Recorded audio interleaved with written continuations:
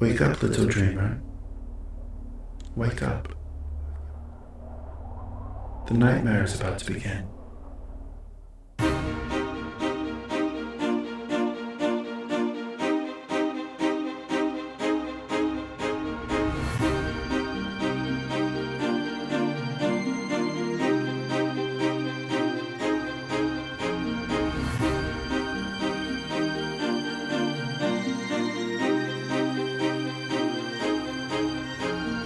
What now lies in wait to be discovered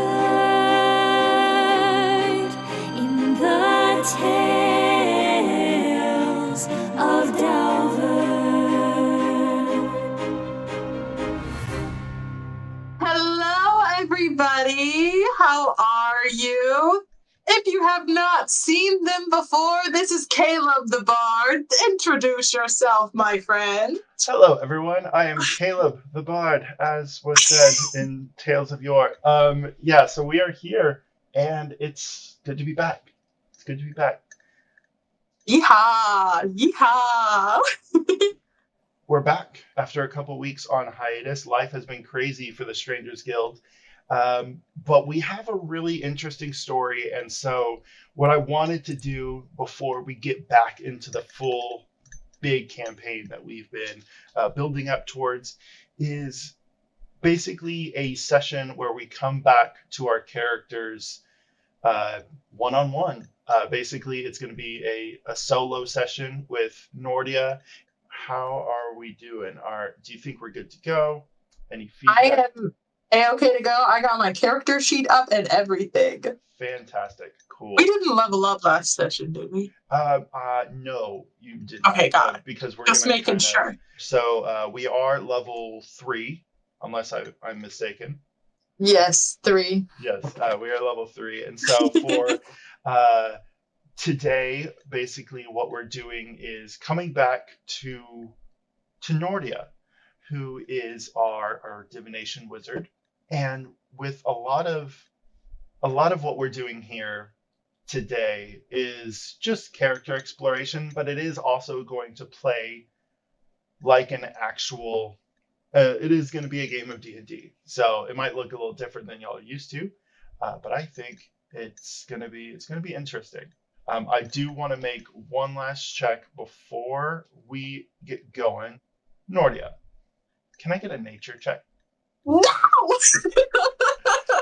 For those of you who don't know, I like dice. I have lots of dice, and I like when my players get to use their dice. So. Oh, okay. Well, what's my nature? Okay, it's +5. That's a 15.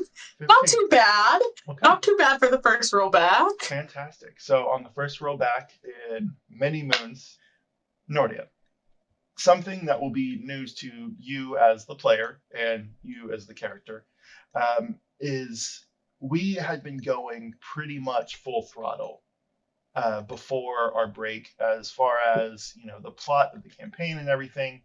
However, today is a quiet day. Nortia, on a 15, you wake up, and if you would like to remind, or if you need me to remind everyone where your character has been sleeping lately. Ah, yes.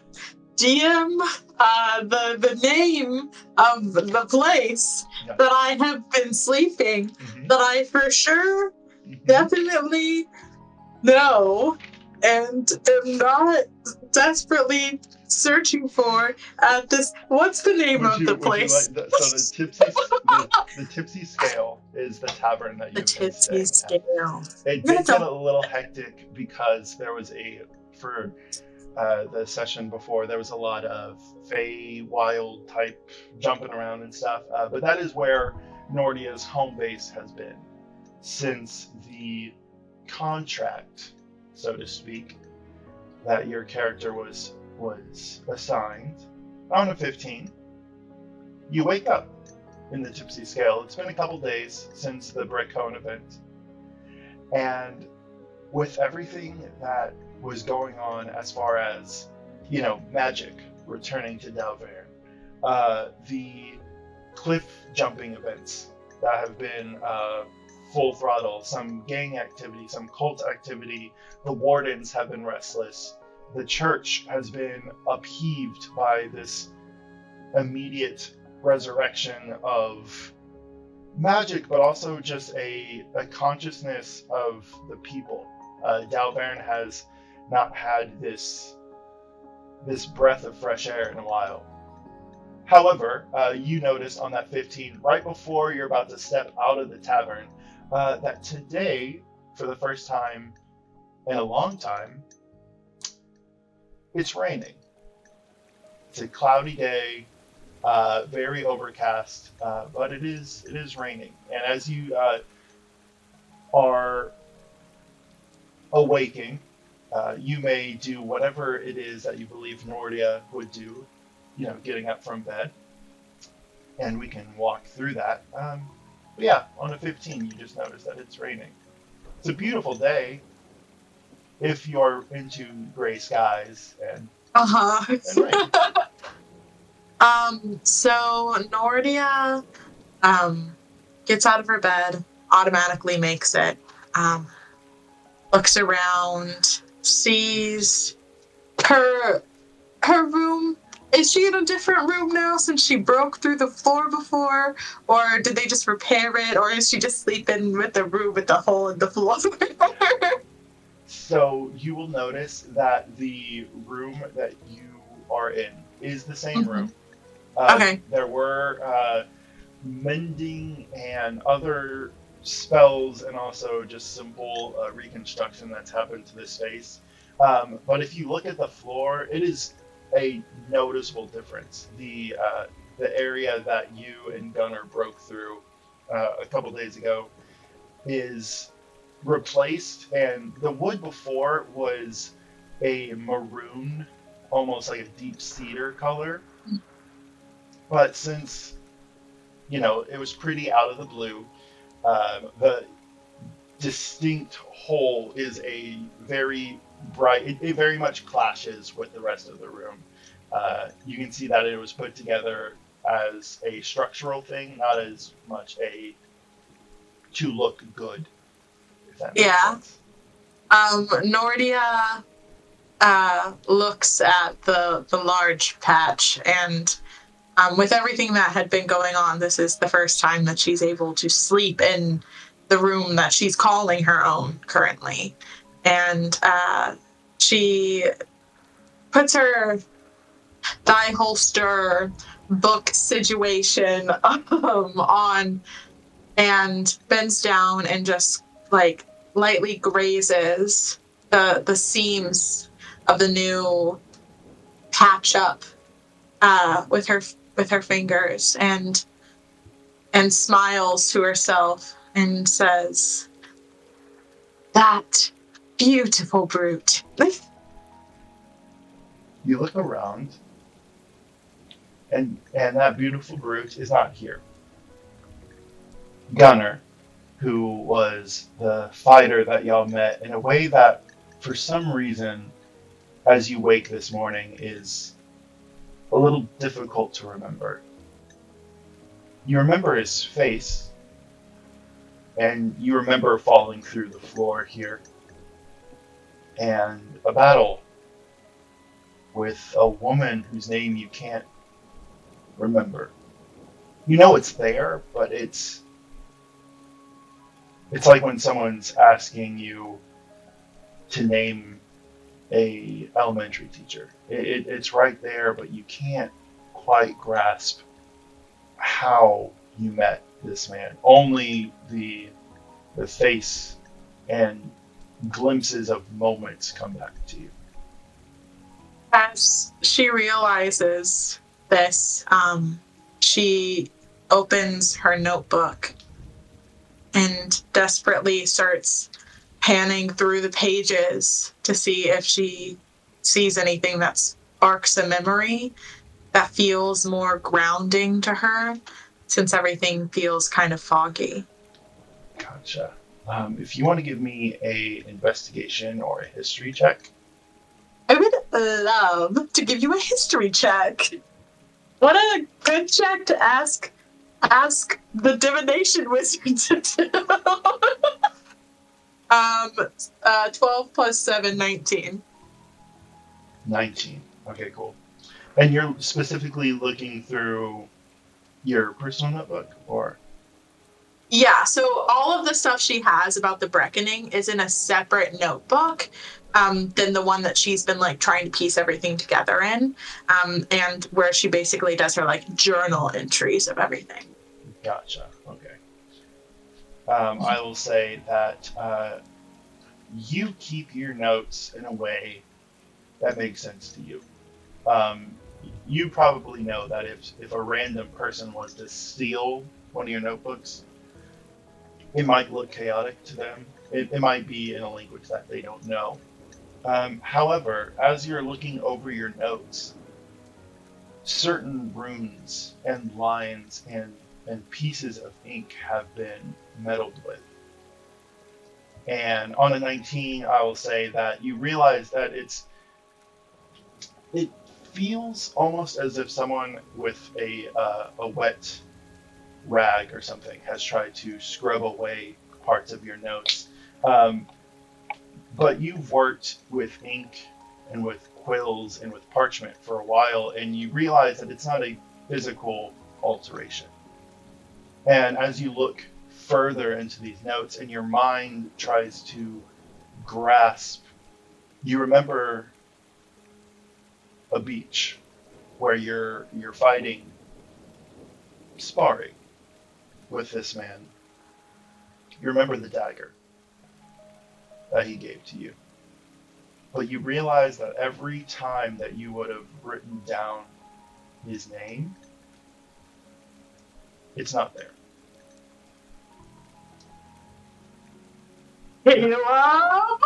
However, on pages where Nortia, you believe you would usually leave blank or leave spaces, there are doodles of a human man's face. And at this moment, it kind of becomes apparent to you that probably some point at night, because of the way that your Kalishtar dream magic works, you, in the middle of the night, notice that while this magic was interfering with your memory, you had sleepily, almost as if you were sleepwalking, drawn these faces to try to remember this man's face.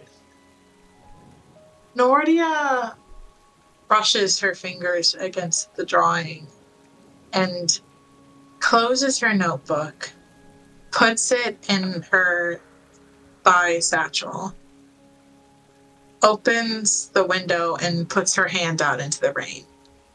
As the rain is about to touch your hand, you see a lot of the aftermath of the battle has been repaired.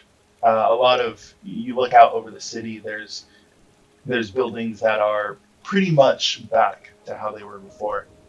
But you do see a single red light in the distance. You can't pinpoint exactly with how the rain is falling down. At this moment, though, if you could give me either a perception or investigation. I will say these are for two separate things. So you will get... Investigation. It's Nortia. She's inquisitive. It's an investigation. 15. 15. Okay. As you look out into the rain, you do see that there is a figure, somewhat familiar build, but you can't quite place it because you're not focusing on that person. That person enters the tavern, but while that happens, you're looking out over the city, and that red light that I was talking about. You realize that there is 3 figures standing on the roof of a building close to the church. And the building is there because it is a bookstore that you like to go to. You had heard that on a 15, I will say, even though you have this kind of groggy recollection of what's happened the past couple of days, you do remember the Axis augury. The Axis. How do you spell that last word? Augury, Augury. And if I misspelled that, I'm sorry. But yeah, that is the way I have it in my notes. That's what matters. Yes. In this world, it's spelled like that. That's what matters. So you look out and you see these three figures. You can't make it out completely from here. But on a 15, you do recognize what building it's on. And you recognize that little bit of red is not typical to the technology of the city. Meaning that there's some sort of arcane nature to what's happening. But you do recognize the building as the Axis Augury, which is a bookstore that it's funny because it's positioned very close to the church that you will be familiar that Dianthus and other friends that you've met so far work and reside in. However, this specific bookstore is kind of positioned there to be a little satirical because it's all fantasy versus the Moon Tower that Freckle works in is more of a historical thing. The Axis Augury is where a lot of the creatives, the artists, the orators of different historical fictions and sort of thing. Yeah, on a 15, that's what you pick up. Okay. Did I feel the rain hit me? You did. Okay. The check was to see if you noticed anything as you did. Because you do notice as the rain hits you that there is a almost intoxicating effect that is not typical to D'aowVern climate, right? It's rained here before. You felt rain. You've been caught in the rain before. This rain's different, and you don't really know why. But do I remember like Dianthus's name, Yarrow, Lady M? Do I remember them?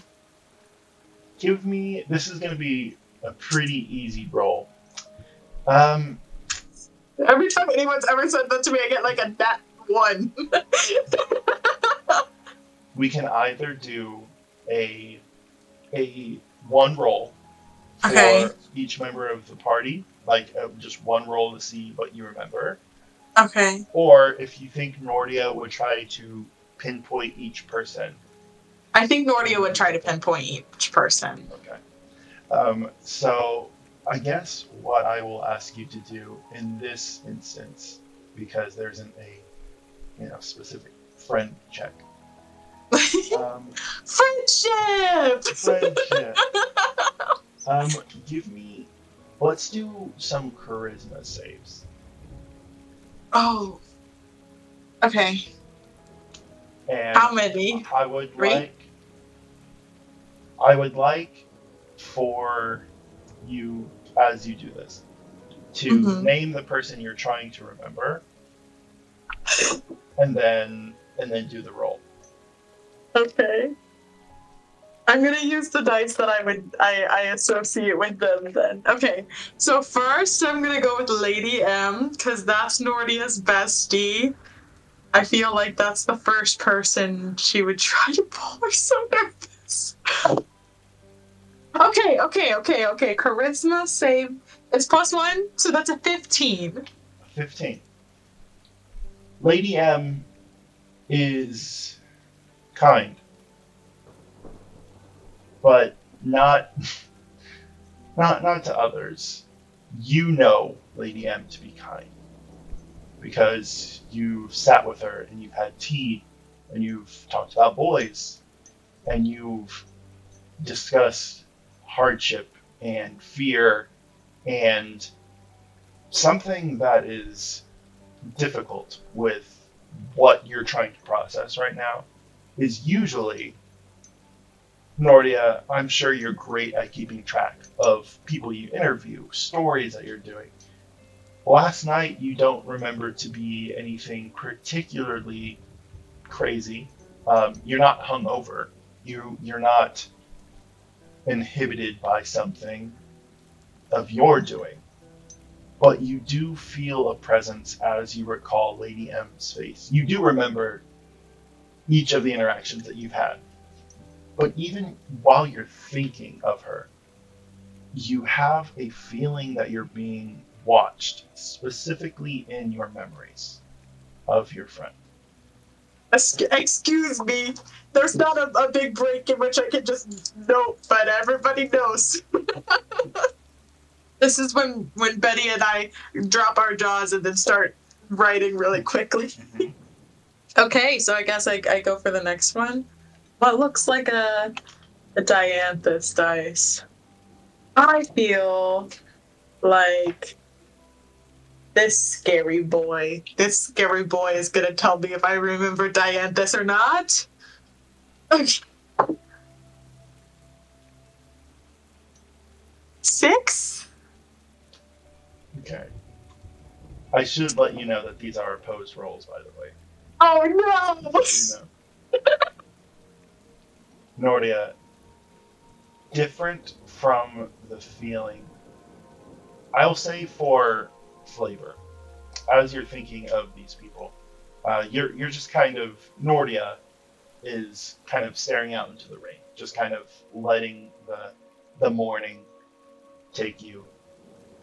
Before I explain Dianthus, though, Nortia, do you know, or what do you think Nortia drinks in the morning? Herbal tea. Herbal tea. Your thought process, that feeling of being watched, takes you to an image of a shadow, piercing blue dots, not eyes. You know that they are eyes because of where they stand on this individual, but you've never seen these eyes before. And these eyes are terrifying. And trying to think of this person exhausts you. And a little bit of tea spills over the front of the glass as you have to kind of catch yourself. Almost as if you're realizing that in remembering this person, your body is trying to shut down to protect you. And you don't remember a name, and you don't remember a face. No! my little moon boy! Okay. Come on, Yarrow. Come on. None of these dice feel right. Okay, this one is Yarrow. Come on, Yarrow. A 5. Oh no. Okay. All right. Sabrina, you feel this sense of boding. And you were looking outside and you saw that image on the building. And then you thought of Gunnar and Lady M. And you felt a sense of reassurance. And then a sense of worry, paranoia. And on a 5, you remember someone kind. Taller than you, not threatening. And different to how you've ever felt like love for another person. You felt that when you stood next to this person, time stopped. And you felt as if you were wrapped in a quilt of comfort. But as you try to think of this person's face and their name, you look out towards the east and you see the moon tower where Yarrow works and presides. But to you, that tower is just another building on the landscape. And as you look down at the tea that you're holding, you see a maroon ichor that for a moment spills over the edge, and you see two gaunt, pale faces of Dianthus and Yarrow, but you can't remember their name. And for as scary as those faces appear, you know that with what's going on here, that in about a moment, you're going to forget what they look like. Nortia takes the tea, sets it on the side desk, and slams the window shut, cutting her off from this intoxicating rain that she now is associating with this loss of thought.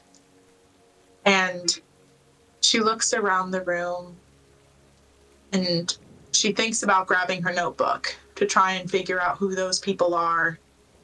But part of her knows that she's not going to find answers anywhere here. And she buckles and locks her satchel, which is something that she does not often do, and starts to head downstairs. At this point, you probably have your things pretty easy to go, as far as like, what you feel like you'll need for the day. You close the window. You take a look around the room. On your check from earlier, there's nothing there, but there is a nagging feeling. And as you look down at your tea, it's back to normal. The color's the same. The color's back to how it should be. The steam is coming off of it once more. And you even see that the steam is fogging up the window a little bit. And as you get ready to go, you start to hear a murmuring coming from the tavern. If you remember, the room that you're in is on the second floor. And when you get to the door, it actually looks out over the bar floor. If you could do a perception check for me. I would love to do a perception check for you, Caleb. But not with this dice. Not with the one that just did me dirty. 19! 19. Okay. So, on a 19, I will say, the last thing, as you open the door, you do realize that for a second, a cold piece of iron touches your leg, and you do realize that you have the dagger that Gunnar gave you. And I will say, you remember a moment on the beach and a promise that his blade would never be drawn against you. The dagger glows that same red that you saw in the city. But oddly enough, as you look up, coming outside of your room, you do see a familiar face in a kind of wireframe glasses, reading the Daily Parchment. You see Atlas downstairs. The stranger, I will say, he had some good checks, but the strange figure that was walking into the tavern as you were kind of zoning out was a friend of yours. Someone that you have very specific memories of. And if you would join me, I would like to do the first flashback, proper flashback, for this episode. For this, because this is taking place before the Breakcone event, you're not going to have access to your spells and things, because obviously that happened before. But for any sort of checks you want to do, you'll keep your stats, if that makes sense. Got it. We will just act as if, it's the abilities of your character, that sort of thing. Nortia, where do you think your favorite place to read would be, just like recreationally. Recreationally, Nortia would go to if there's any like tea or like if there's like a tea garden kind of tavern instead of like alcohol, everybody's drinking like warm, cozy drinks. Nortia would definitely go there to read. Nortia, we see your character a few weeks earlier. Less of, like, a little bit shorter hair, as is typical. Not as much rips in your clothes or, marks on your skin from some of the combat that y'all dealt with. We do see Nortia working on a riveting book. One that a friend recommended. However, we also see next to you a very disgruntled Atlas.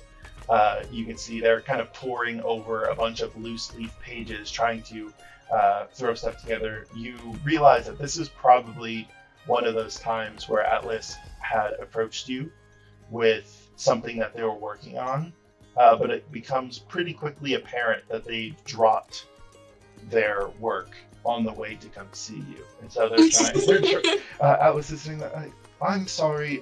Give me a moment, please. Kind of shuffling through their things, and there's something that catches your eye. Give me insight check. Okay, hour. I love insight. And it loves me, dirty 20. Dirty 20.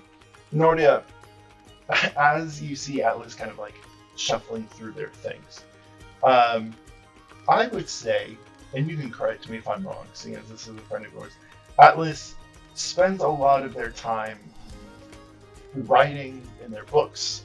Sure, they look to people in love and that sort of thing with a sense of curiosity, but also a sense of just prescription.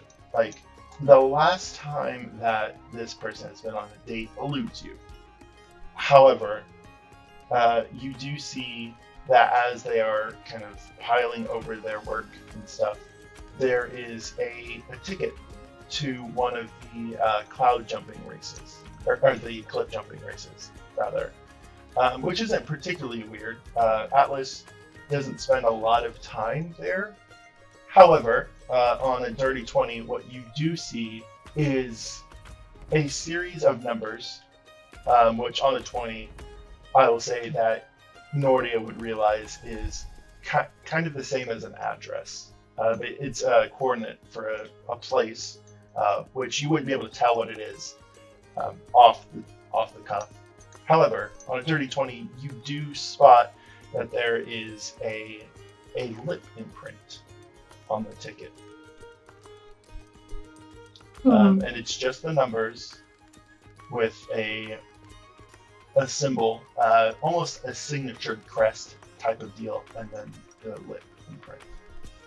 Nortia sees the coordinates and very slyly writes them down in her notebook really small and turns the page and flips her notebook over on the table and pushes her quill up against the ticket. Well, looks like you've been quite busy since I saw you last. Immediately, Atlas gets flushed. Very rosy cheeks, looking around. The kind of diner that y'all are in has a very interesting layout. You realize that in D'aowVern there's a lot of infusion of styles. This place, I think Nortia particularly likes because there's a butterfly garden in the middle. It's a massive tree that has a bunch of grafts of different plants and vines and things. The building is called the Honey Lily. It's a cute date spot, but even, if you're not there for dates, it's nice because the yellow leaves make for a very bright room, even without any torches. And the butterflies and the scents of different flowers and stuff. A lot of people, you actually see it. You'll look around and they'll pull petals off of a plant and just kind of similar to how you would stew your own tea, just kind of pour hot water over it. You can see people doing it just as they kind of walk through. It's a very zero emission, but also very quaint space, very low tech. But you do see Atlas kind of like looking around, very, very worried for a second. They snatch the ticket from you. I will say that even though they're nervous, they're being a little coy about it, because it's like you see the smirk go from like embarrassed to a little bit of like, yeah, what about it? Are you going to tell me about them, or is it something I'll have to read in the next book? No, Tia, I haven't actually met them yet. This is evergreen. What do you mean? Well, you have your books, and I do my thing, and everything's been, the events that are coming up. There's been a lot of practicing and stuff, and well, I went out for a walk the other day. It was just me, and I saw some racers, and not to say that we haven't met. I just don't know what they look like. And Nortia, you get this feeling as they're talking, bubbling through this story. They haven't seen the face of the person who left them the ticket and the note. You do see that there are 5 racers on the ticket, and a series of like question marks and other curious symbols, basically implying that Atlas doesn't know which of the 5 racers left them the ticket. Do you have someone you're hoping for? Well, I only saw them in their event, and usually I'm not even really into this kind of thing, but I was, like I said, I was walking, and Yes. I have a tendency to looking at the papers, not look where I'm going. Yes, I do know this about you.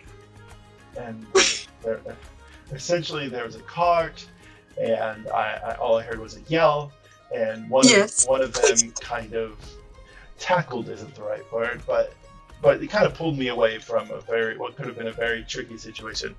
And I hit my head. You'll notice, and you do realize that he's sporting a new set of glasses. I broke the old ones, as you can probably assume, and now I'm just trying to remember what they looked like. And Nortia, you also know that Atlas was absolutely helpless without their glasses. It's very much a Velma situation. And you do know that if they were to take them off, they could not describe your face. And then they go into an account of where they were pulled aside by this racer. And there's a moment of almost like silly banter that happens between the two of them. He's not great at telling the story. He's usually great at writing and illustrating moments of passion and spontaneity. But as this kind of comes out, all you really gather from his story, because you do realize that he may have been concussed or something, or there was a level of, I don't remember everything, so it's coming out very jagged. But they took out the ticket that would be their main event coming up. You do know that it's dated for after the reckoning. Essentially, they were practicing for the race that was coming up, and they left a series of coordinates and an impression.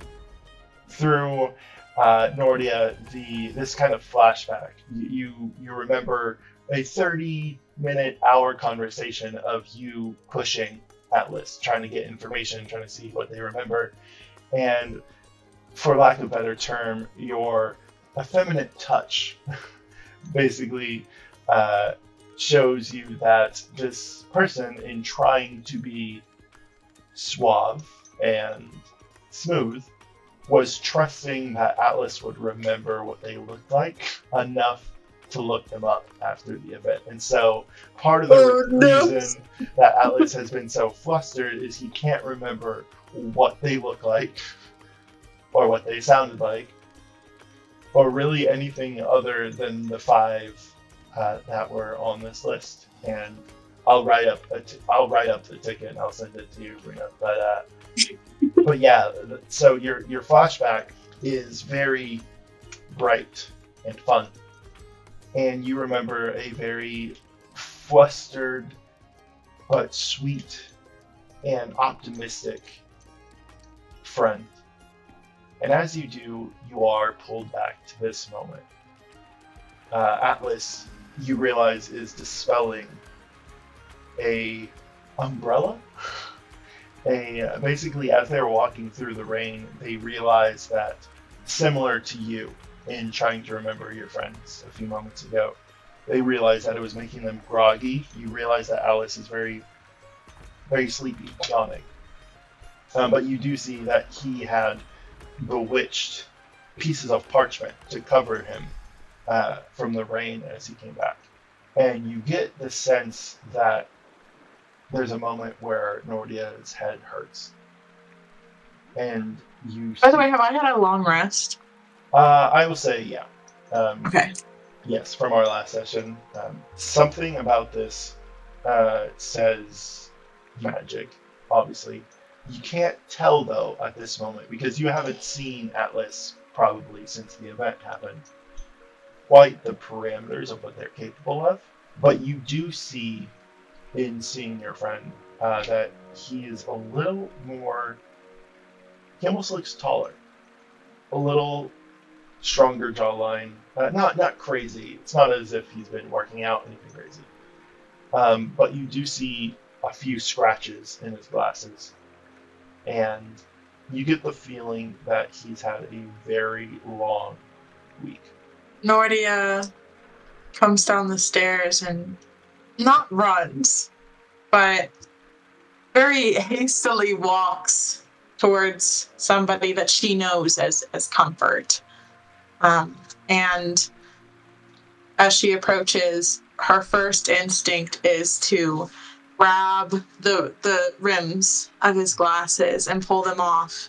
And she does the exhale on the lenses and starts wiping them off, and trying to, obviously she can't repair the scratches, but trying to clear up his vision for him, and puts the glasses back on his face and says, "What would you ever do without me?"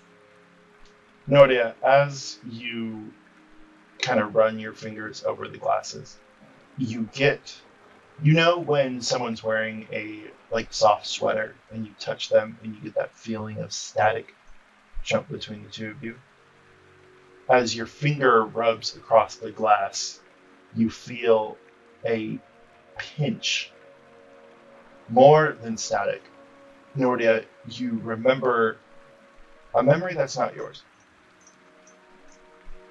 And you're standing in some sort of training arena with pieces of stone and marble hanging over you, suspended in time. And this happens in the moment that your finger brushes across the glass. And you say what you just said, but there is a moment of, well, that's it. Atlas takes the glasses. At this point, I have no idea. And he puts them back on. Atlas, something... What happened to you? The marble. The marble. Atlas. And before Nortia speaks again, she kind of searches his eyes for any recognition of what she's saying. No. And Nortia, you know Atlas very well. Even in times that he's tried to keep secrets from you, as you're describing what you experience, he's visibly concerned for you. Like, no recollection of what you're talking about. Silly me. I had some weird dreams last night. I thought you were... Silly me. So, where'd the scratches come from? Well, yeah, I imagine it's been a while. He kind of turns and you realize that there is a bandage across his arm. And as you kind of, take a second to do a full inventory of Atlas, you get the feeling, just from a quick glance, that he's come from some sort of nursing station. The glasses are scuffed, he has some bruises. He has what would appear to be a gash along his arm. And he looks to you. And he's like, well, there was, as I'm sure you're aware with the Paragon event, a lot of new, and he kind of like looks around the room to make sure no one's eavesdropping on the conversation, developments to what we've been looking at lately. Just different stories and things. But the night it happened, and the night since, there's been a lot of attacks across town. Nortia, it's the books that we write with the monsters and the regaling of heroes and the villains, and everything is different now. And the other night I was attacked by something big and white and brutal. My arm, actually, and he kind of rolls his sleeve up, and you see massive bruising. And I will say, give me a medicine check, just to kind of look and kind of see what you get from what he's showing you. 16. You can see that a lot of the muscles and even parts of the bone in his shoulder have been torn. Atlas's arm was completely dislocated, to the point where it was almost like torn off. And so this bandage is he's very lucky to have his arm at this point. And the scratches you can pick up are probably from the same thing. And even though Atlas was using the parchment to protect himself from the rain, you do realize that there's almost a maturation on his face. Like he's aged a bit in a week's time. And you do get the idea that he was attacked, as he's describing. Nortia takes her hand and cuffs it on his face in a very gentle way and brushes the scratch marks. Do they feel human? Do they feel like a creature? The marks? Yes. I will say on that medicine check, it does feel like a creature. Nortia, you've probably seen different types of, basic injury, right? Maybe at some events, or even in the amount of time since the magic has come back. You've seen some injury. You do see that Atlas's face won't scar, but a lot of the scabbing and just kind of the the lines and the marks were left by some sort of either claw or hook dagger type deal.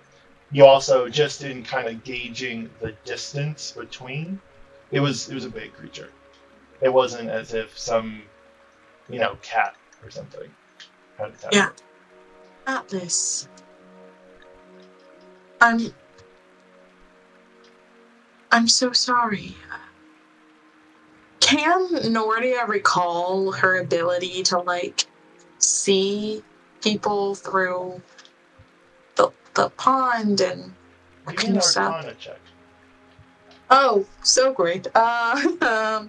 13. It's better than I thought it was going to be. 13. I will say that I feel like that wouldn't be a particularly high roll. You don't remember how it worked, right? You don't remember the events and the way that you're able to call up different, people and that sort of thing. But as you're trying to remember this, Nortia, you make eye contact with Atlas, and in the frame or in the lens of his glasses, you see the same visual of your dad's walking that night that they thought you were missing, and it looks almost like a reflection. You look back, and then you look to Atlas again, and the visual is gone. But you get the feeling that there is an ability or a presence in the back of your mind that is being recalled in that moment, if that makes sense. I should have looked for you like they look for me. Looked for me? What do you mean? I don't know. Atlas, everything had been going down, and I didn't think to make sure that you were okay, and I'm sorry. Well, at least you remember me now, right? I could never forget you, Atlas. Give me a persuasion roll. Oh no! 10. Nortia, I believe you, and I think Nortia believes what they're saying. But you see an expanse, a distance between you two, just for a moment. And then you see the kind of half smile that Atlas does whenever they are talking to someone they're trying to be nice to, like waitstaff or someone for a book. Don't worry about it. I had a hard time remembering things. I actually, whenever everything first happened, I was kind of wandering the streets for a night or two. Kind of couldn't remember much of anything. But I did get a new job, and it's been fun. It's been interesting. Don't worry about it. I think it was just a crazy week for everybody. Does this feel like Atlas? Does everything feel like him? It feels like Atlas. The mannerisms are the same. The way that he's speaking to you is mostly to Brand. But Nortia, you get the feeling that you're talking to, maybe not physically, but like an emotionally exhausted person. Like just someone who has been through the ringer this week, dealt with injury and new magic that they're not aware of, and a traumatic experience, to be frank. But it does feel like them. I will say for the moment, Nortia, you get the feeling that maybe pressing him on it isn't the best. But y'all been through a lot. Nortia grabs his hand and almost goes for the door, but remembers the rain. And she pulls him back upstairs into her room.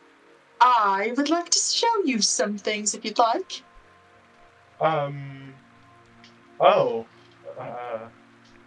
And Nortia unbuckles her satchel and pulls out her notebook. you see like the the stiff demeanor vanishes for a second. There's a level of like, what is it? Like, what's going on? You even hear that the harpsichord that was being played down at the bar had for a second changed its music to something a little more jazzy, we'll say. But yeah, you do see Atlas immediately kind of like disarmed by the situation. She's like, whoa. She looks at him and puts on this. It's not a facade. Nortia is a very positive and happy person, and even though the situation's really frustrating, that part of her isn't gone. It's not dead, She still feels joy inside, and especially seeing Atlas and knowing that from her experience, her joy has brought him joy. She looks at them and says, "Now, I don't know why you would ever take any other job, because your books are basically the best around. But I do have an idea. You always talk about writing about my dad, right? But think of this story. Let me give it to you. I don't have a lot, but I do have a beautiful brute." And she opens her notebook and shows him the doodles of this man that she does not remember his name. So Nortia, for a moment, like a leap up before you came up to this room, Atlas was being a little cold, standoffish. But at the mention of writing a story of this new character, the mystery, the intrigue, you actually realize that the parchment that was above his head, kind of protecting from the rain, is actually now kind of revolving around him. And as you are showing pictures, you see that there is prestidigitated quills that are writing, details and plot hooks, and you see Atlas, you see it like a youthfulness come up over him. And he's writing, and he's like, oh well, the new job is pretty much the same as the old job. Now I just have an office. And he points out to the augury that I was talking about earlier. And he's like, yeah, the bookshop that is usually selling my stuff, I own it.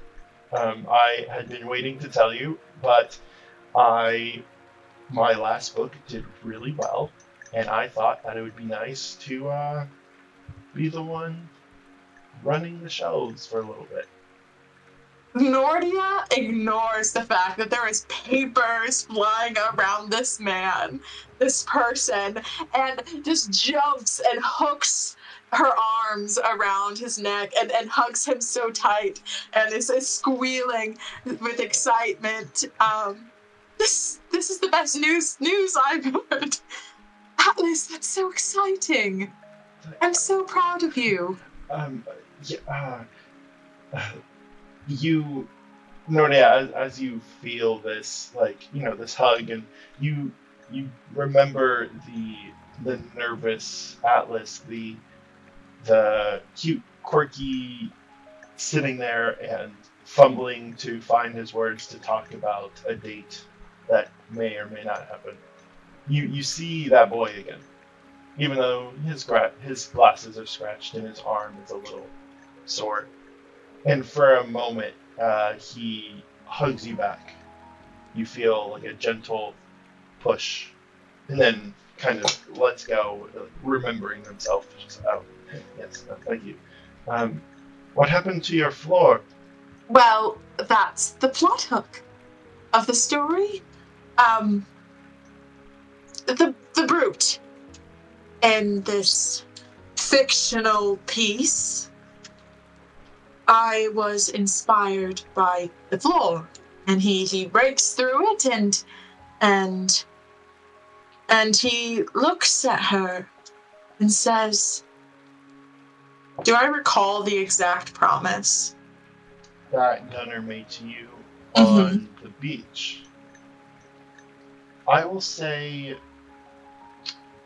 give me another one of those charisma rolls from earlier. 19 plus 1, dirty 20.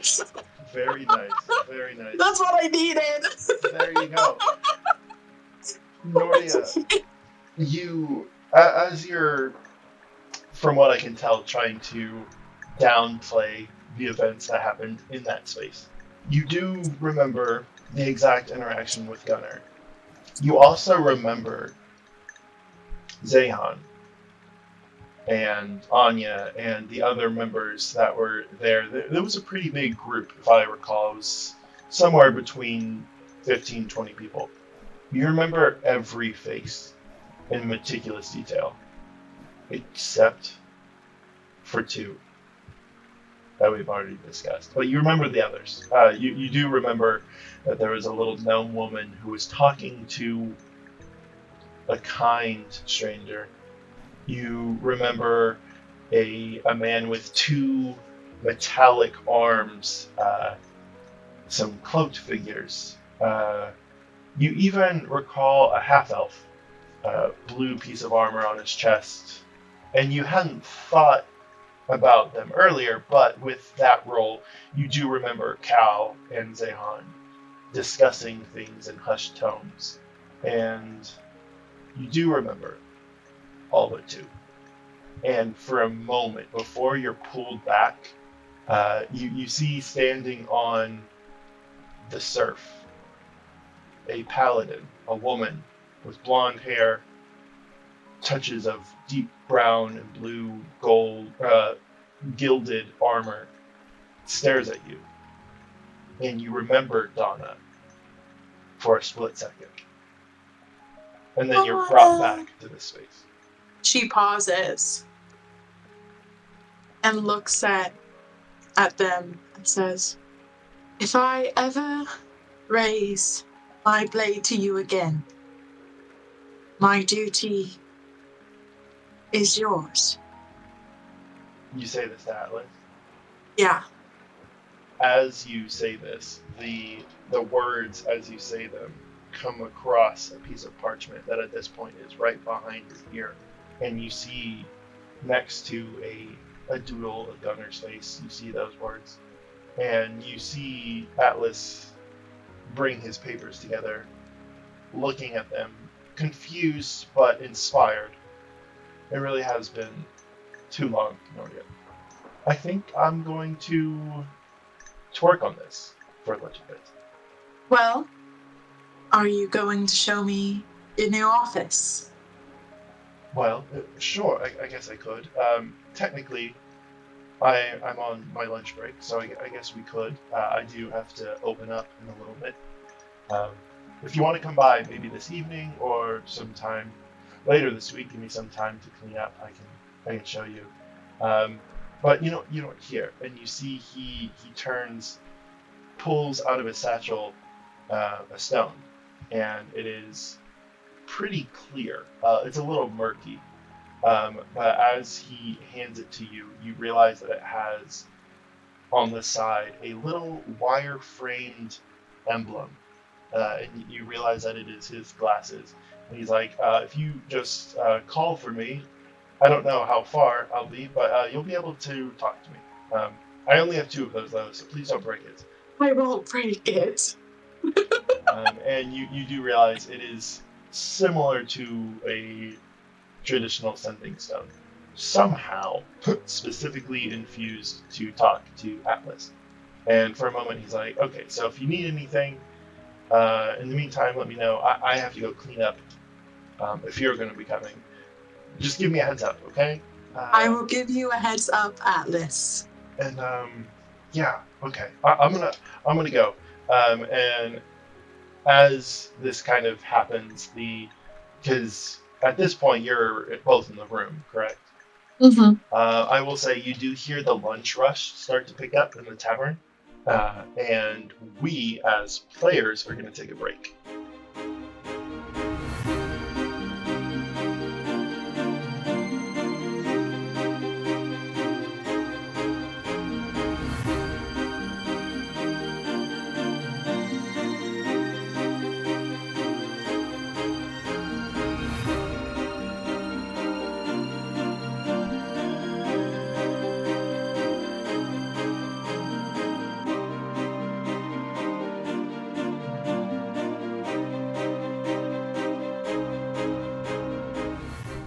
Atlas leaves, basically telling you to check in on them.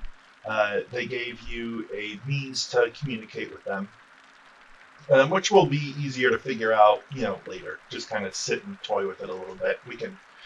I don't necessarily want to break down the stats of every magic item with you on stream, so we'll do that after. That being said, where's your head at, Nortia? What are you thinking? What are you feeling? Knowing that building that she saw earlier is connected to Atlas, she trusts him and trusts now that she has this sending stone. And can I assume that he can also contact me through it? I would say yeah. Nortia is gonna look back at the window, and is it still raining? It is still raining. I was about to be like, I don't need a check. I don't need a roll for that. It is still raining.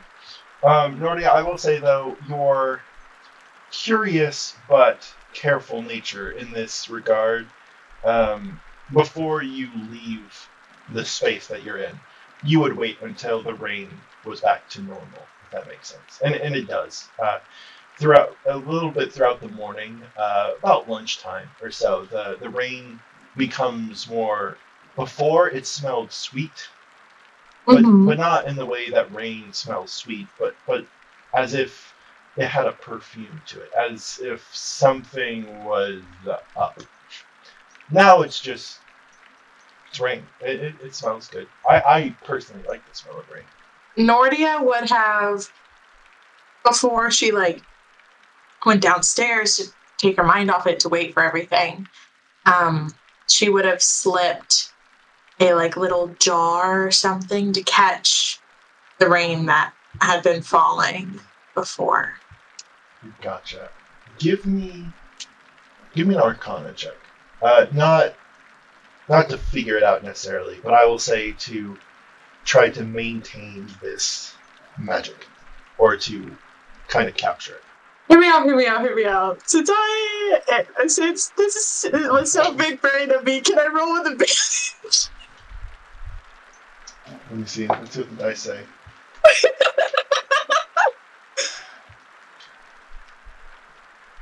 Okay. What'd you roll?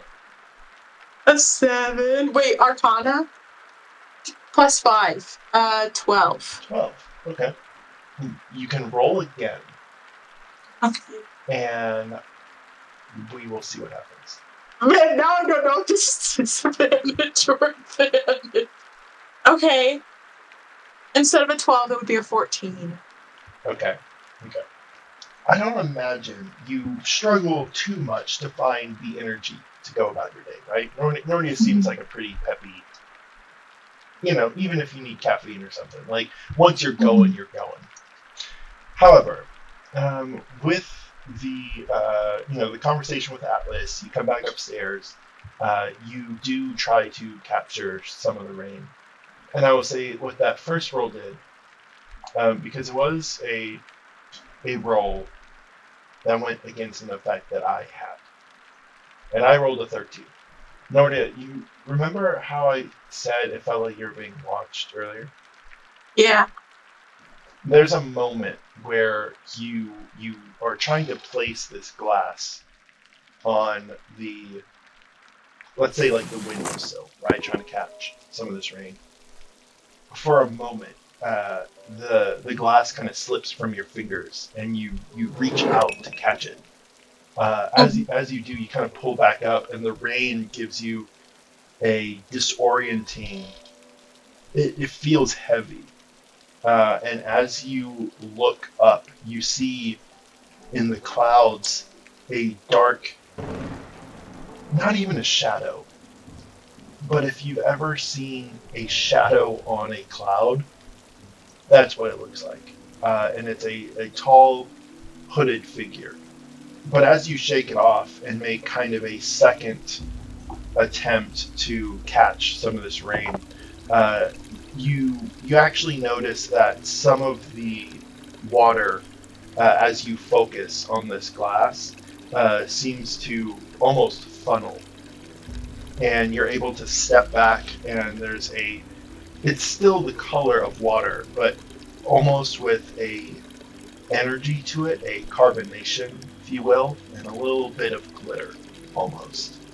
And I imagine you seal it or something, you find some way to like hold on to it. And it does maintain its effect.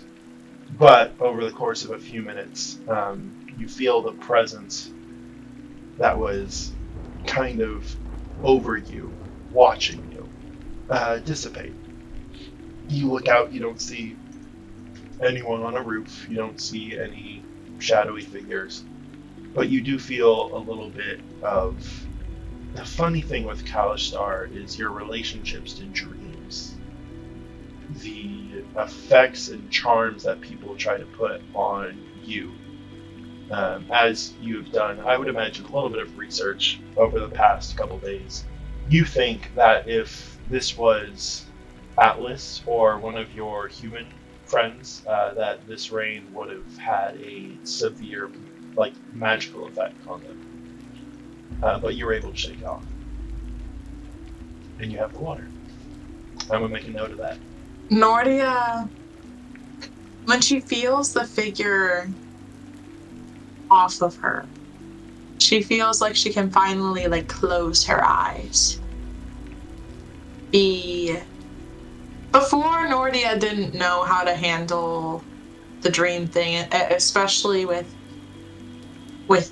Donna and how she took her.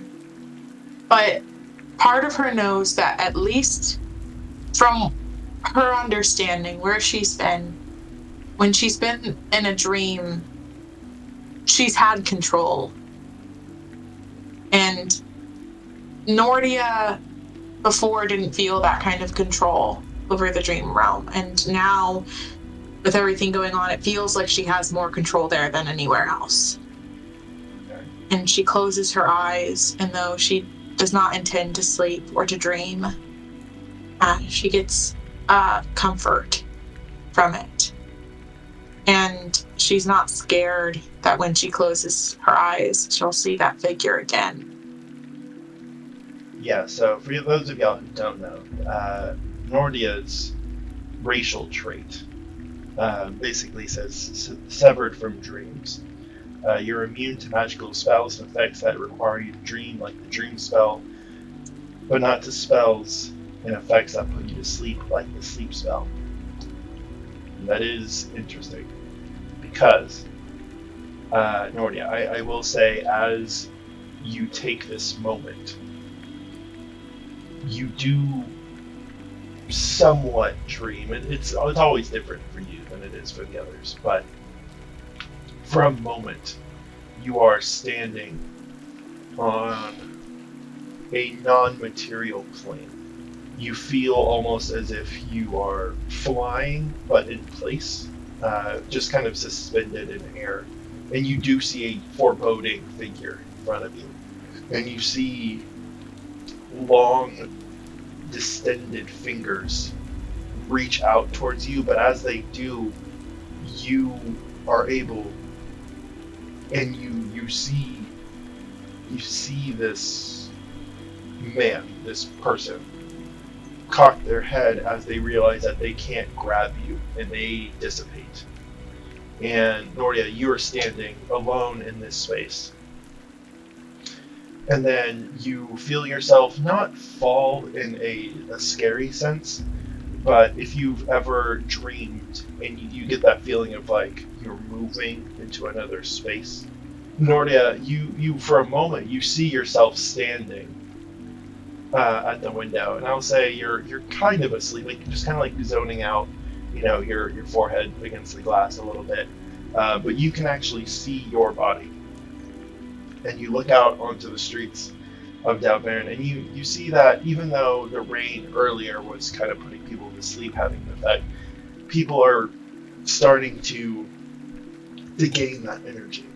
And you realize that part of the reason that the rain doesn't have the effect that it had is the extension that you've put into the dream space.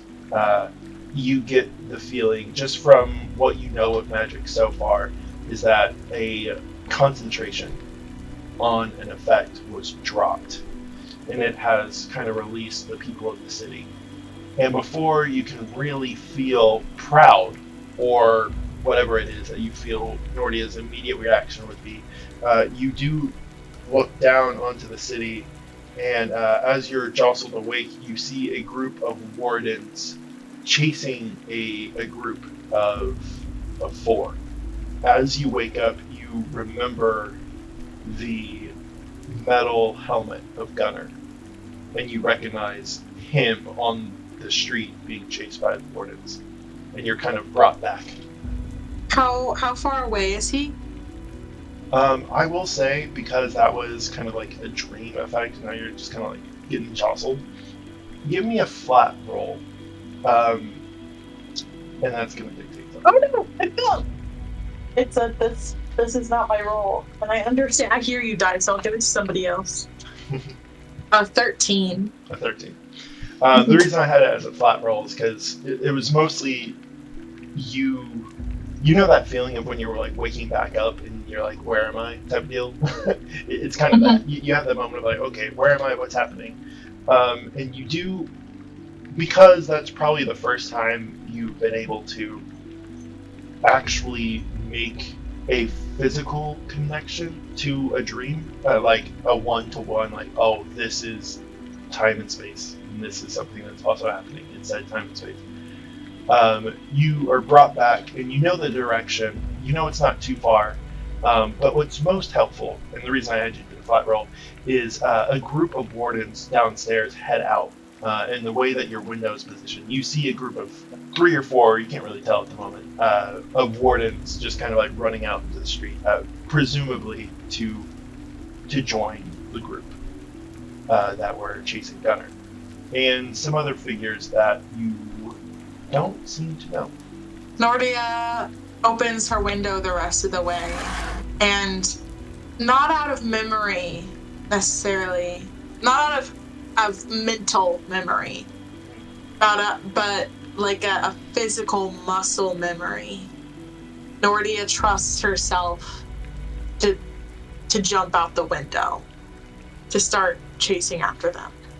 Okay. Because I remember what you're referencing, I'm gonna give you advantage. That's pretty cool. But I am going to need acrobatics. Yeah, no, that's so fair. I knew I wasn't getting away with it that easy. Okay. Okay. I was a 16 on the first one, and a 9 on the second one, so 16 plus 1, 17. I will say, yeah, you've made that jump before. Even though you don't necessarily recall, Nortia, you also realize, like, you are pretty straight up, like, going straight from sleep to sprint. And so before you're even fully aware of what's happening, your boots hit the ground. And I will say, with advantage, for a moment you kind of slip, but you're able to shake it off, and you run out into the street. You're kind of following these wardens. I'll say on the 16 too. The rain. 17 total. 17 total. The rain kind of covers up the sound that you'd made, right? So as you're kind of following these wardens, I imagine you're not trying to join in their group, but you do get over the course of not too long, maybe a minute or two of kind of like sprinting out into the streets. Nortia, do you think you're like holding anything, or are you just kind of like full sprint? She wouldn't be holding anything in her hand, but knowing that she's like kind of like trying to evade these wardens as well, she'd have her hand on the dagger that's tucked in the thigh holster. Gotcha. I will say then, since that is what your character is doing, you get this feeling as you're going, like weaving between streets. The dagger kind of grows warmer as you seem to be getting closer to this person, who you can't remember the name quite yet. But sometimes the wardens take a turn and you feel the dagger kind of sway you away, like as if the arcane focus in this object is directing you. And I will say, with that character choice, you're actually able to get in front of the wardens, not directly in front of them, obviously, but you do beat them by a few seconds. And as you kind of pull out, there's a market, and to the right a bit, there's not an alley, not like a dark, decrepit alley, but just kind of a street with a bunch of tables and kind of people casually walking through. You do catch up to some of the figures that you saw earlier, and in your mind, you're thinking of a metal helmet. You can't see it at first. However, you do see a shorter, very focused. There's two people. One is a wood elf with very sharp eyes and all white clothes, hood, typical, armor, that sort of thing. You can tell they have a very sharp focus. They're holding two crescent moon-shaped daggers. They're standing next to a man with red hair and mostly like light blue robe type deal. You can tell that he's kind of a fighter, but he's also not like very foreboding. But what really catches your eye is they're standing next to a hippogriff. And the three of them are kind of cornered by these wardens, and you don't see the man you're expecting. The dagger still kind of directs you in a way, but you turn and you actually see a group of these wardens. The figures I just described are in front of you, but kind of closer to the wall. You see a warden holding Atlas up by his shirt and he's pushed against the building. You get the idea that in leaving the place earlier, had somehow got caught up in whatever's going on here, and you still don't see Gunnar. Is it just this group and the wardens? Give me a perception check. Perception is +2, 21. I was gonna have something if you didn't roll pretty good on that. Nortia, for a second, you are there and you're like, why would this dagger bring me to Atlas? I was just with them. I don't know these people. What's going on? But you do see your friend getting kind of accosted. And you also see a level of familiarity between Atlas and the small elven woman. But before you can necessarily intervene, I'll say on the 21, you position yourself in a way as not to get kind of clocked or suspected. You do feel a forceful but respectful pull on your shoulder. Excuse me, ma'am. And a tall, shirtless man with black armored pads, a metal helmet, doesn't make eye contact with you, but steps in front and starts to go towards the wardens that are at this point kind of roughing Atlas down a little bit. I mind link with him. With who I assume is Gunnar. Who you assume is Gunnar. I'll say on the 21, you do recognize the face. You do recognize the man, and so you do mind link with this man. Well, first, what do you say? Do not underestimate. Do not underestimate them. Step back. Nortia, as Gunnar turns, there's a level of malice and deja vu in his eyes, where he looks at you in a almost accusatory sense, like, who are you to stop me, like whatever. You get a lot of like quick thoughts of just like move, you don't know what you're doing, and then he looks and sees the dagger, and for the first time he maintains a soft eye contact with you. We will talk about this. He steps towards them, but in hearing what you had to say kind of takes a stern knee to kind of just watch what happens in the situation. Nortia, how do you think Atlas would respond to a shakedown like this? Nervous little boy, not gendered boy, BOI. I don't think Atlas has ever done anything to hurt anyone ever in his life. I think they are a very like soft person when it comes to like others, and not a physically threatening way. But Atlas is also kind of strong, like deceptively. They look like a very lanky like human, but they are definitely strong, and so I think that Atlas' first instinct would be like the easiest way is just to let them do what they need to do.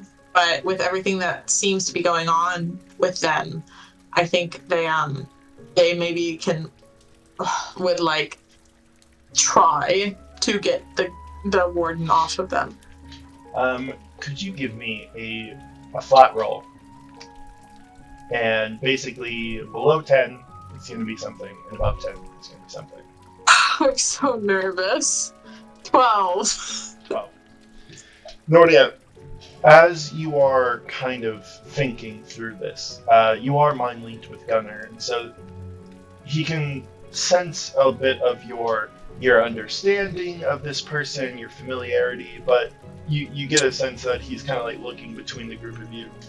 And I will say that there's a point where the warden that's holding Atlas kind of turns him and starts to push him down the alley towards the church and the region of town where the high courts are. As soon as I see him step away from the rest of the group, I'm going to try and cast Sleep on that guard. Okay. All right, go for it. Okay, I'm a little nervous. Okay, let me remember how this works. Yeah, I'm going to do it at level 2. It's 68. That's a good amount of dice. Okay, these are pretty good. Okay, let me do the math. 8 plus 4 plus 4 plus 7 plus 8 plus 6 equals 37. 37. Okay.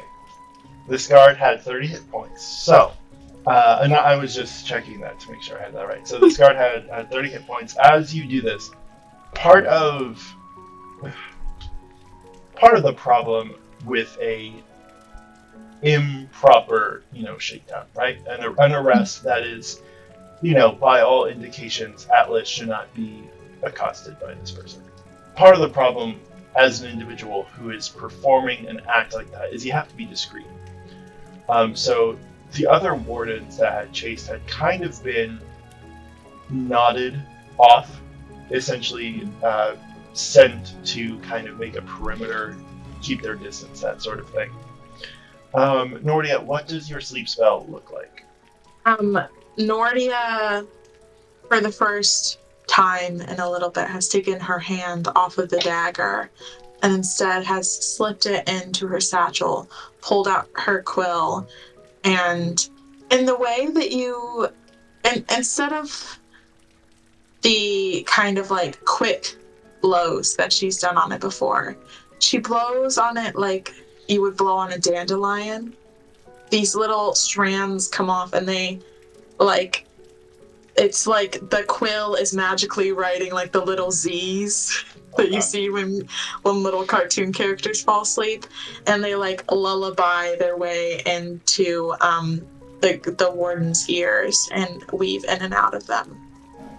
I will say, as this happens, Atlas was being kind of like pushed, and in the moment right before the sleep spell hits, you actually see Atlas in a swift motion unhook their arm and clock the guy just like in the temple, right? And he gets hit pretty good, and for a second you can tell Atlas wasn't any sort of death blow type deal, but like just kind of like a get off me type deal.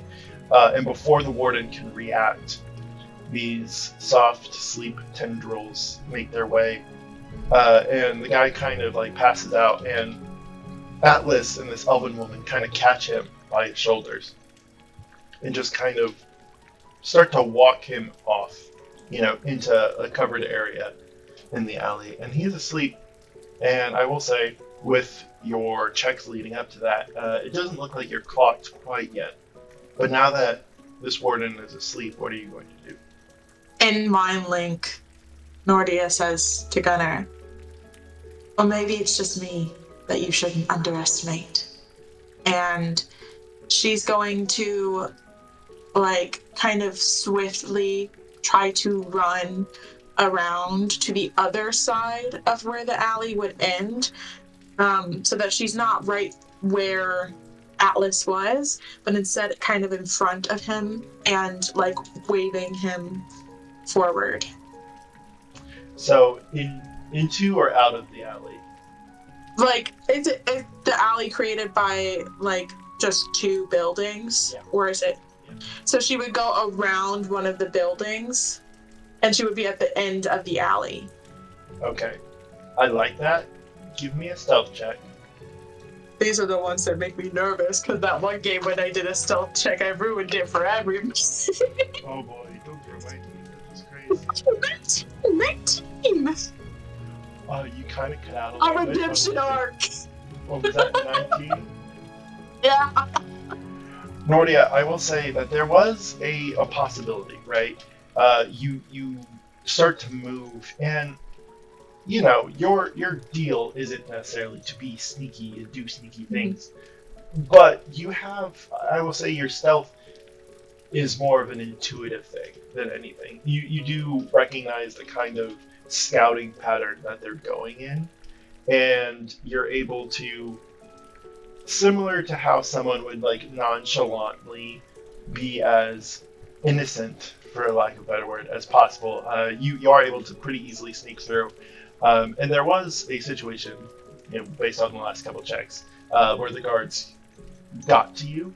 But on a 19, especially with what you're dealing with stats-wise, I will say you do get the group. I say the group.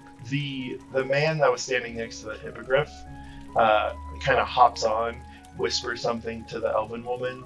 There's a level of, kind of looking around each of you, then a nod, and then they fly off and the wardens chase after them.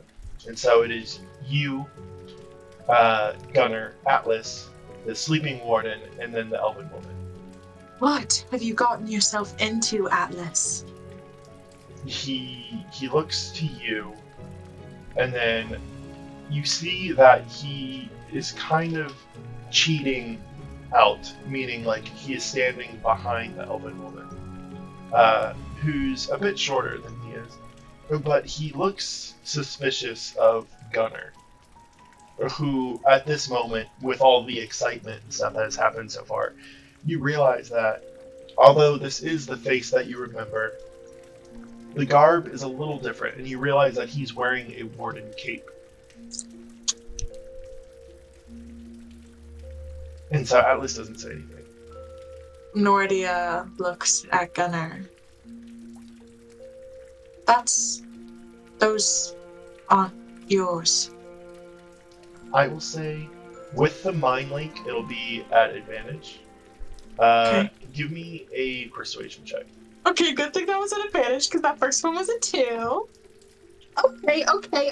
It's persuasion. 17. Nortia, what I want to describe in this moment, I will need your help, because as you say that to Gunnar, on a 17, it's more than you convincing him to reveal whether those are his or not. You are so certain, and based off of the somewhat fractured but very real memories that you have of this person, you watch Gunnar's expression that up to that point had been pretty rude, pretty gruff, specifically towards Atlas. And Gunnar looks down and realizes that those are indeed not his cloak, not his things. And on a 17, I will say two things. One, Nortia, you do at this moment remember Gunnar's name. And I would like, at this point, because you have this mind link and everything that you were dealing with the magic earlier, what is either the visual or the sentence or just like the thought that you would share with Gunnar to prove that it wasn't his? To prove that you know this person? It would be the image of when she has the blade in part of his, like by his chest, but he still has his shoulder pads on, like the different ones. And they're looking at each other, and it's just the breathing and staring at each other on the beach from when they were training. You watch a feverish expression as, since you are mentally connected, you feel a rush of memory hit him. And you get the feeling it would have taken another player or another character. It might have taken a little bit more to piece all this together, figure all this out. But you see Gunnar remember who you are in real time, and he, in one swift motion, kind of steps towards you. It's a couple steps between the two of you, but he steps, and as he does, Atlas kind of steps forward to get between you two. Nortia puts up her hand and looks directly at Gunnar and does not look at Atlas and says, "He would not draw his weapon at me, because if he did, his duty would be mine." As this happens, he unclips. You notice that the helmet that he's wearing isn't the same one that he had earlier. Neither are the pads. Even the blade is smaller, and it's not his. So as he steps towards you, he unsheaths everything. Everything kind of drops, and he steps forward. And you're not quite sure what he's going to do, but he gets to a point where he's standing just above and just in front of you. "We're going to have to go. And there are more coming." Whatever you say. Behind you, you just hear Alice go, "What the fuck?" And like, get kind of cut off by, a couple carts and things. Things start to line back up on the street. The bird honking in the distance. That honking back there, just. But yeah, the 4.5, meaning the four of you and the sleeping warden, start moving. Because Gunnar is saying, not that you're necessarily being chased at this moment. This isn't like one of those things where like, all right, we're gonna have a big chasing type deal. But he is pretty convincing in the sense that y'all probably should just stand in this space with this passed out warden. Yeah, no, that's not fair. But I will say three things. First, where do you think you would head? Secondly, I remember everything about Lady M, right? Mm-hmm. I go to her shop. Okay. So you're heading towards the shop. Second thing is, what do you think you're doing with the warden? Oh. I think Nortia would send everybody else to go towards the shop and have her strong pals take the warden and like lay him like on a tree, like he was dozing off on a tree, and send them away and try to like influence his dream in some way, to try and make it seem like in his dream he would remember coming here. And while it could still be perceived as a dream, it could be one of those things where you like don't really know if it's a dream or not. Okay. It's not as much as she's trying to like go into his dream and influence it. It's like a kind of like call to whatever had called to her when they were in that cave. And she's like calling to have them help her for Atlas. for Gunnar, for everyone. Okay, cool. So, I guess the third thing, now that I know what you're doing in this moment, with your actually very good stealth and perceptions and different things, I'm going to say for the purposes of this dream that you're trying to kind of imprint onto this warden, if you could give me a roll with your spellcasting modifier. Love to hear it. Because this does seem like something that Nortia would be able to do, but, you know, as a DM, I can't just give it to you. Gotta work. 17. 17. Got that good +7 spell modifier. There you go.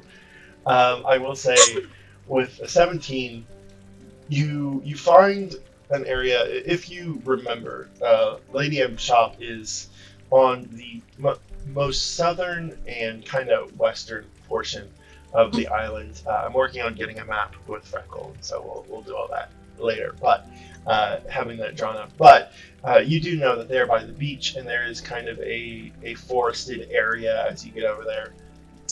And you do find a tree. Atlas and this woman are able to pick up a couple items and things to kind of leave at the warden's side, basically. So, like, as he comes to, there's a couple empty tankards.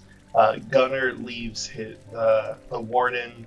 He keeps the cape, but he does leave some of the emboldened clips and stuff, like to basically just like take off the pieces that would signify that you are a warden. So he just keeps the cloak, but leaves most of the stuff that you get through. I will say it took you a few minutes to figure this out. And just before the warden kind of comes to, y'all are able to get away from him.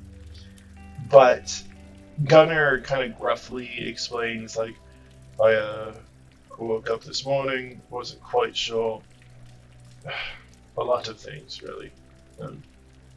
I woke up outside of that tavern, and Nortia, you remember that you woke up to what you thought was thunder.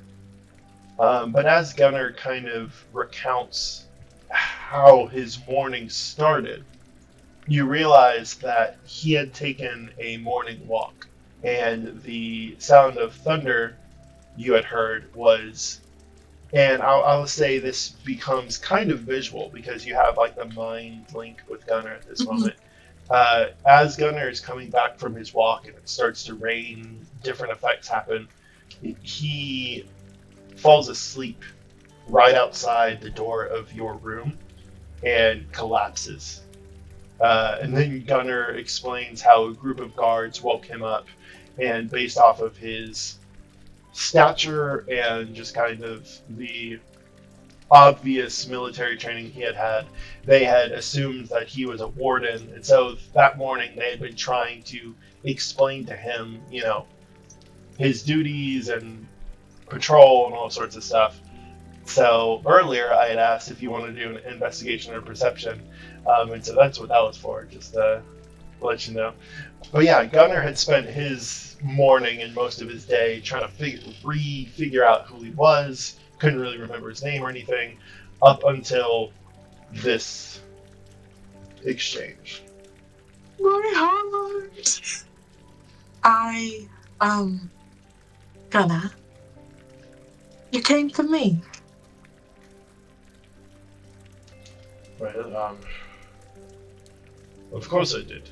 You have my dagger, after all. Right. Your dagger. I can return it, if you'd like. As you say that, he tends to do this thing where he, you know, big strong man, right? But whenever you, for lack of a better word, embarrass him, he'll put on his helmet and try to position himself staring like as opposite of you as he can. He's like, don't be ridiculous. It's a tiny little thing. I can hardly use it. And you see he kind of like pulls his pack and starts to put on his blade, and like pieces of his armor. Starts to look back to how you remembered him, but he does not take the dagger from you. When he gets his armor back on, Nortia places her hand on his chest piece, says, "And yet, you came all this way for it," and starts to pull the dagger and walks away. At this point, you hear movement, and for a moment you think that Gunnar is maybe following you or shuffling, but you actually hear and see Atlas kind of with his finger in Gunnar's chest, like, "You were chasing me. Oh, what was that about?" And the tone shifts a little bit as the focus is away from the dagger, but you do see at this moment back to how you remember Gunnar, of just being like, "Oh, apologies, that was a misalignment of duty, I suppose. I was under the impression that I was under the service of, well, I suppose y'all would know more about them than I would, but anyways, apologies." He starts to say friend, but he kind of like cuts out a little bit. Sir, apologies for... In Gunnar's head, Nortia says, "Atlas." Atlas, it's a interesting name, strong name, if I remember correctly. Interesting stories about that one. You see that, like, Gunnar, even though he's well-intended in this moment, kind of like blubbering through, Atlas is just kind of looking at him like annoyed, not scared anymore, but just like, dude, what the heck? Like, who is this guy? Like, he looks back towards the woman, and I want to make sure that I have her name spelled correctly. Sue. She steps forward, and very shorter than you, Nortia, small, but trying to make themselves taller, kind of like extend their hand. It's like, "I'm Sue. Atlas doesn't really talk about you, but we don't really talk about personal stuff, so that makes sense, I guess. Nice to meet you, I guess." When they say Atlas doesn't really talk about you, does Nortia pick up on any tinge of something of some sort? Give me an insight check. I'd love to give you an insight check. Okay. +4. 15. 15. Ooh, that makes it interesting. You know what? I need to find... You know how you have, like, dice for specific people, right? Yeah. This one has a specific die. You do sense a level of agitation. They don't particularly know whether to trust you or not. A 15's pretty good. I'll say this person is nervous to make eye contact with Atlas. You see that whenever they do, they become very focused on the ground and the beach and certain things. But I'll say on a 15, you also know Atlas. Mm-hmm. And the obliviousness that they are showing in this moment would have you suspect that they do not have an intimate history, but Atlas is definitely missing something. What was their name again? Sue. Sue? Tsue. Sue, Nortia Thornwood. And Atlas, not mentioning me does hurt, but he's my best friend, and sometimes he's a little forgetful. Sometimes oblivious. You do get you know how friends are, right? You say something that is poignant but a little bit of a jab. He at that point kind of like, wait, what did I miss? He doesn't say this, but you see it on his face. It's just like, wait, oblivious, what? Nortia leans to Sue. You have nothing to worry about. And leans back up and says, are you two coming with us or not? What? Going with you to where? The safest place in the world. Nortia, as you say this, is your connection with Gunnar still up? Mm-hmm. The two of you recall a moment that had not come up to you, or had not been on your mind until this moment. But you do remember a group of people being enthralled by vines and kind of like pulled, and you still can't remember a couple of the people that were in that situation.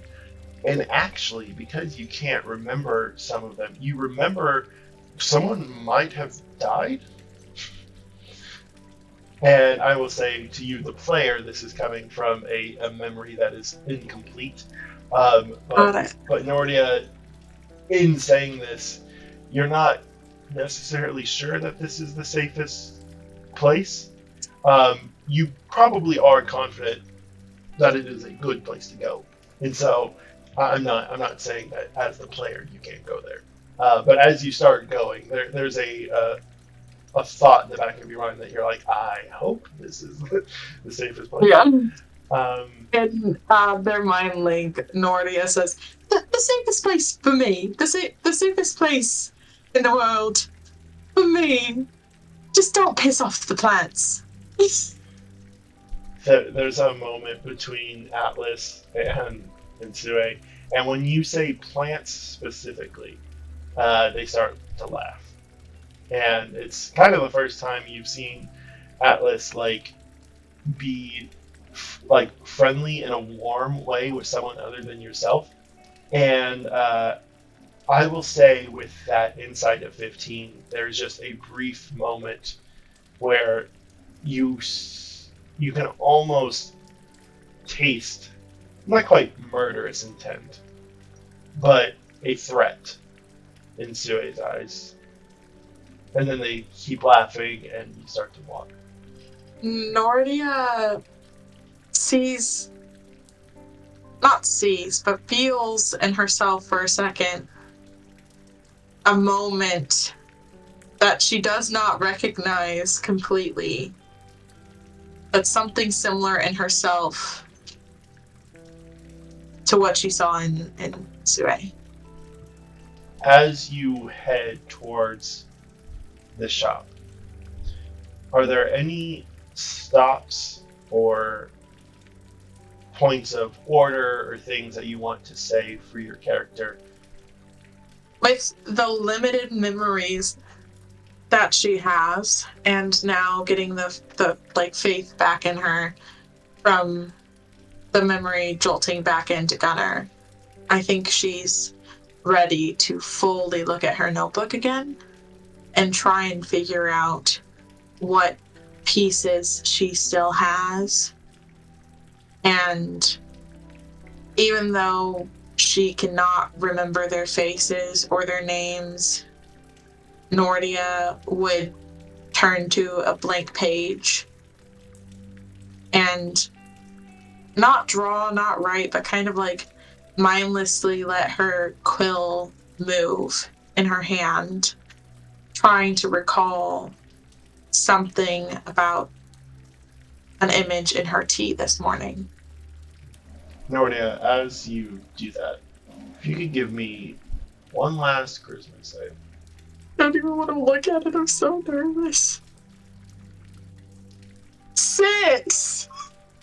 Nortia, as you think that since the magic was dispelled or halted or whatever, you think that maybe if you push a little bit more, you can remember something.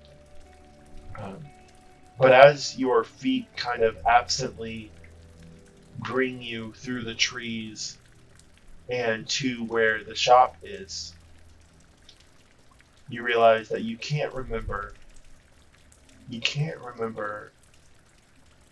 a person or two, that you're forgetting something important.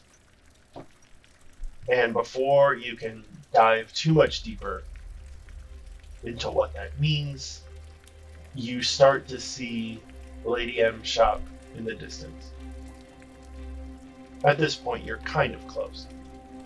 But before you could knock on the door, you hear a crash in the woods behind you. And as you turn around, you feel Gunnar and Atlas both reach out to pull you back. And before the trees break apart and you see what it is that is coming out, we're going to end tonight's session. Oh, get me! Yes! Well, strangers and friends, thank you for joining us on tonight's session of the Tales of D'aowVern.